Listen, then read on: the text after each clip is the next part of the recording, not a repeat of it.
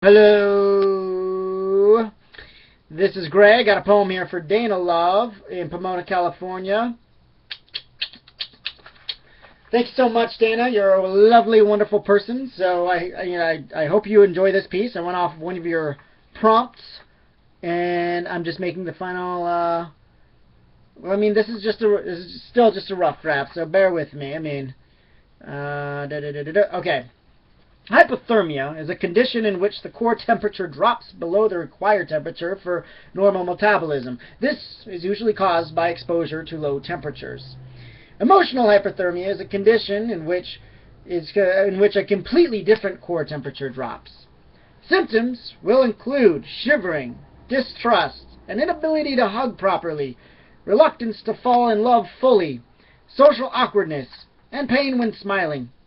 Emotional hypothermia is usually caused, but not limited to, an exposure to douchebags and pricks. After a series of failed relationships to people who were more cactus than human, I suffered much emotional hypothermia in my early 20s.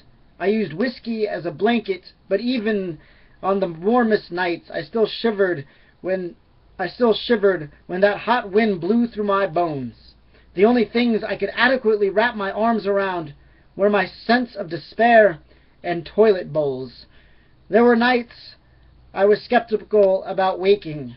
I couldn't trust anyone, including myself. There are, of course, ways to treat hypothermia. First, you must remove yourself from the cold environment. Then, you can use that body heat of another to warm your own. Warmed saline solution can be used intravenously to heat the body internally. The methods for treating emotional hypothermia are not much different. To begin, I hold my breath until it feels as though my lungs are about to burst, and then I force my body to breathe. That is the first step of trusting myself, knowing that my body will not readily let go. Then, you have to learn how to dance. Dance like a champion, like a one-chance two-step contestant, but not in the way anyone else would admire other than yourself.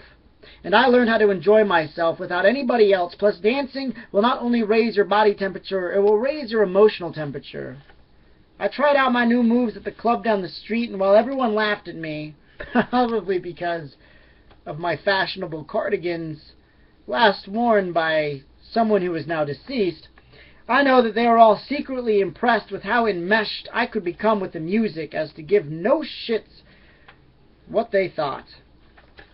And then, what's also important is to learn how to sing, because if you don't have music to dance to, you might as well belt out your own. And the singing is going to warm you internally.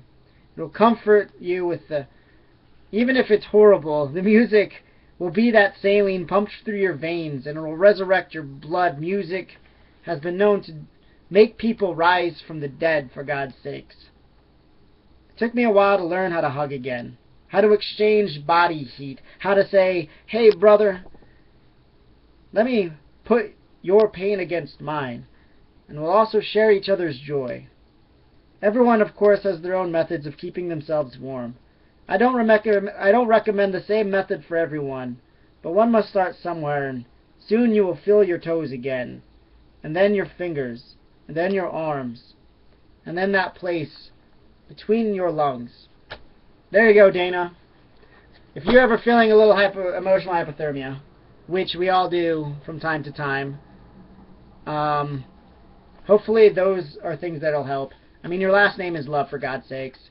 It shouldn't be too difficult. But anyway, I hope you're doing well, and in Pomona. It is warm enough out there, after all. And anyway, thank you for all of your support. Take care. Bye-bye.